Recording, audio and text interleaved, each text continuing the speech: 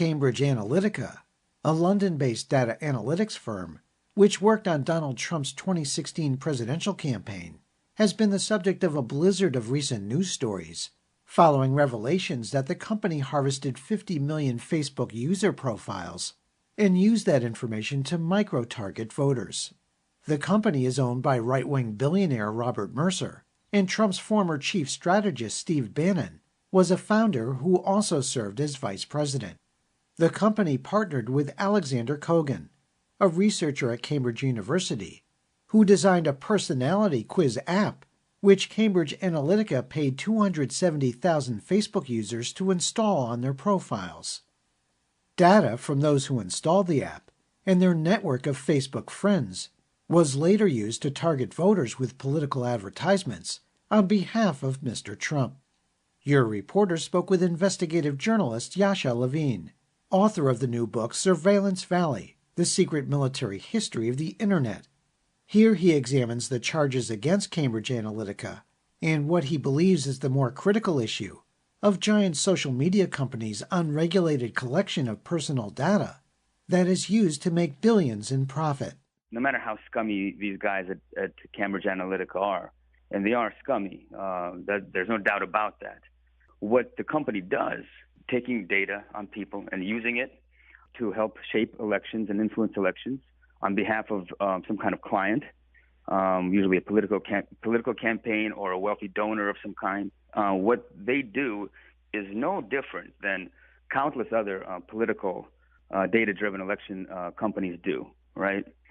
This is very normal in this day and age to use these kinds of techniques, these kinds of psychological profiling, psychometrics, using data pulled from social media, right, and using that data with other data they pull from voter files, from third-party data brokers, from the candidates' own donor lists that they compile.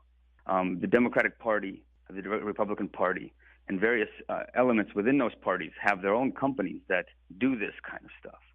You know, Charles Koch, for instance, lavishly funds, which is basically his own data-driven election influence outfit called I360.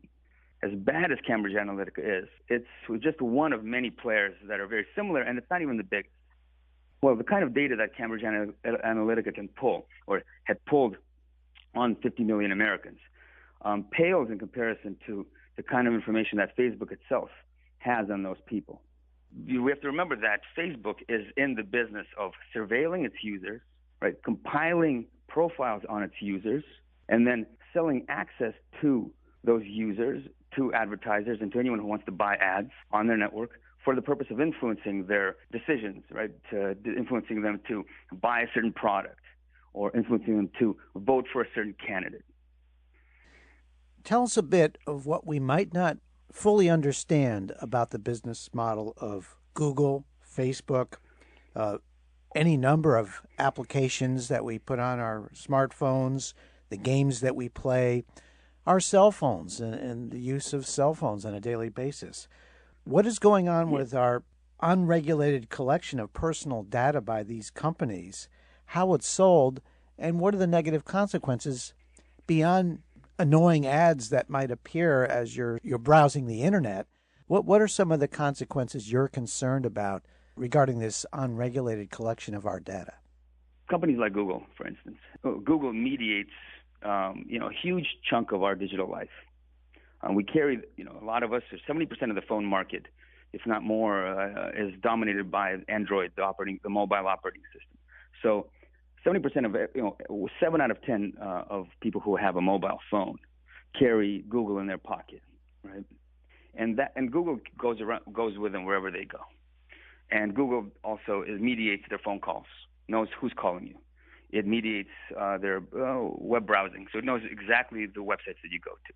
It knows what you're searching for.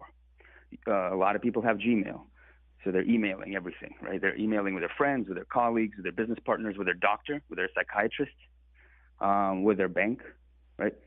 All that data, all the attachments in your emails are being scanned, are being monitored, and are being used to compile profiles on you that's being constantly updated, down to extremely personal information between you and your doctor. Google can know things that you don't even really input into the box. And so the level of information and the intimacy of that information that companies like Google, but also Facebook, because Facebook can collect much of the same information as long as you have the Facebook app running on your phone. The level and intimacy of that information is just kind of stunning. To just think about that it's very frightening. To know that giant corporations like these can collect that information. And there are no limits on what they can do with that information or what they can collect. There are no regulations. There are no laws that limit or direct in any way the information that they collect on us. It's stunning, but it's true. You don't have to really think too hard about why this is troubling, right? Because while companies like Facebook and Google have been able to sell a progressive side of themselves, to cloak themselves in this progressive image, that they are these companies that are really, only want the best for the world and are trying to make the world a better place.